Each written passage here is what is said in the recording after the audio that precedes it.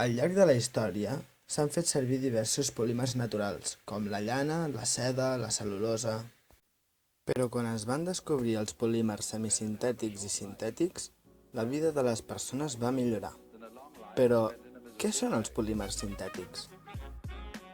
Els polímers sintètics són cadenes de monòmers, és a dir, molècules fetes fonamentalment de carboni, que s'uneixen gràcies al procés químic de la polimerització. Els monòmers per produir els polímers provenen del petroli i segons la seva estructura molecular o la seva reacció de síntesi adquireixen propietats diferents. La gran varietat de propietats que poden tenir és el que els fa especials. Segons les seves propietats físiques els podem diferenciar entre termoplàstics, termoestables i elastòmers. Són polímers termoplàstics aquells que en escalfar-los es deformen.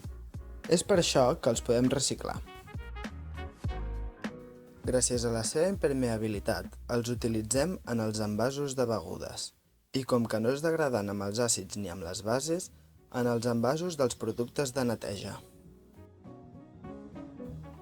Les canonades per on cada dia passen milers de litres d'aigua perquè ens arribi a casa i la puguem utilitzar també estan fetes de polímers. La seva capacitat com a aïllant elèctric el fa imprescindible per la societat electrònica d'avui en dia. També és un polímer termoplàstic el nylon de les mitges, els envasos d'aliments, la cinta adhesiva o el teflon de la paella.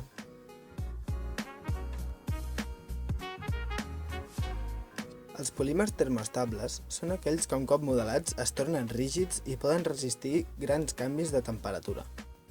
Els utilitzem sobretot en els motlles de cuina, tot i que s'utilitzen en molts altres àmbits, com ara l'arquitectura.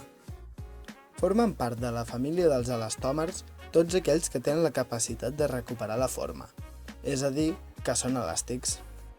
I són presents en els pneumàtics de gairebé tots els vehicles, els guants de neteja o a la sola de les nostres botes, bambes o xancletes. Per diagnosticar les condicions atmosfèriques i fer-ne prediccions també és molt útil. És obvi que avui en dia vivim envoltats de polímers que ens fan la vida més fàcil. És obvi que la química ens fa la vida més fàcil.